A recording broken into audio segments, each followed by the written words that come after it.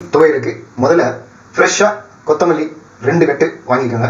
ஒரு கட்டு என்னமா 10 ரூபா தான் இருக்கும்னு நினைக்கிறேன். நம்ம வந்து 2 கட்டு கொத்தமல்லியை நல்ல அதை ஆஞ்சி நல்ல தண்ணியில் போட்டு அலம்பி ரெடியாக வச்சுருக்கோம். அடுத்தது வந்து பார்த்தீங்கன்னா இதுக்கு தேவையானது கடலைப்பருப்பு ஒரு 3 ஸ்பூன் எடுத்துக்கோங்க.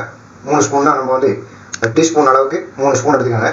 உளுத்தம்பருப்பு கொஞ்சம் எடுத்துக்கோங்க. சீரகம், இஞ்சி, அப்புறம் நல்ல புளியை வந்து கொட்டையை நீக்கிட்டு புளியை நல்லா அலம்பி எடுத்துக்காங்க. ஒரு நெல்லிக்காய் அளவுக்கு புளி எடுத்துக்காங்க. கொஞ்சம் கருவேப்பிலை எடுத்துக்காங்க. ஒரு 5 மிளகாய் வெத்தல், காஞ்ச மிளகாய் எடுத்து வச்சுக்காங்க. கொஞ்சம் எண்ணெய் ஊற்றுங்க போதும். அதில் வந்து முதல்ல கொஞ்சம் சீரகம், கடலைப்பருப்பு இதை போட்டு லேசாக சிவக்க வறுத்துக்காங்க. அப்புறம் மிளகாய் வத்தல் நம்ம எடுத்து வச்சுருக்க இந்த 5 மிளகாய் வத்தலையும் அதை போட்டு என்ன பண்ணுறோம், நம்ம வதக்கிறோம். லேசாக வதக்கணும். இந்த மிளகாய் வத்தல் நல்ல முருன்னு வரணும்.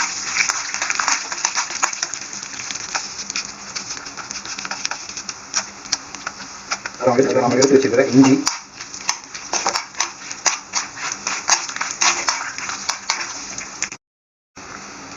கொஞ்சம் கருவேப்பிலையும் போட்டுக்கோங்க. இப்போ நம்ம வந்து இந்த கடலைப்பருப்பு நல்ல சிவக்க வறுத்துட்டோம். நாம் அதில் வந்து இந்த கொத்தமல்லியை வறுத்துட்டோம். கொத்தமல்லி வந்து பார்த்தீங்கன்னா வதக்கினோடனே கொஞ்சோண்டாயிரும். பார்க்குறதுக்கு தான் ரொம்ப ஜாஸ்தியாக இருக்கிற மாதிரி இருக்கும். அதை நம்ம வந்து வதக்கிட்டோம் அப்படின்னா அது வந்து கொஞ்சோண்டாயிரும். அதே சமயத்தில் மிக்சியில் போட்டு அரைச்சிட்டோம், துவையெல்லாம் அரைச்சிட்டோம் அப்படின்னு சொன்னீங்கன்னா இன்னும் கொஞ்சம் கம்மியாயிடும்.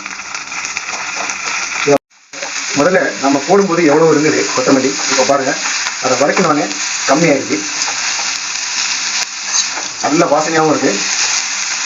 இதை வந்து ஒரு 2 நிமிஷம் லேசாக எண்ணெயில் போட்டு நல்லா வதக்கிட்டு அதுக்கப்புறம் இந்த மிக்சி ஜாரில் போட்டு நம்ம வந்து அரைக்க போகிறோம். வந்து ஏற்கனவே அலம்பி வச்சுக்கிற இந்த புளி இருக்குது பார்த்தீங்களா, அதையும் இதில் போடணும். புளியையும் இதில் போட்டுட்டு தேவையான அளவு உப்பு, நான் இந்த மாதிரி ஸ்பூனுக்கு ஒரு 1.5 ஸ்பூன் உப்பு போடுறேன். அதுக்கு மேலே தேவையில்லை. உப்பு ஜாஸ்தி ஆகிடுச்சுன்னா அப்புறம் சாப்பிட முடியாது. அப்புறம் முக்கியமாக பெருங்காயத்தூள், கொஞ்சம் பெருங்காயத்தூள் போட்டுக்காங்க. இதில் ரொம்ப முக்கியமானது தண்ணி ஊற்றிடக்கூடாது. பாருங்கள், அரைக்கும் போது இப்படி தான் இருக்கும். இதை வந்து இன்னும் நம்ம நல்லா அரைக்கணும். இந்த துவையல் பாருங்கள், நம்ம நல்லா மிக்சியில் போட்டு நல்லா அரைச்சிட்டோம். இது பாருங்கள் எப்படி இருக்குன்னு, இப்படி தான் இருக்கும். இதை வந்து தயிர் சாதத்துக்கு தொட்டுன்னு சாப்பிட்டீங்க அப்படின்னா செம்ம டேஸ்ட்டாக இருக்கும். எவ்வளோ தயிர் சாதம் வேணாலும் சாப்பிட தோணும்.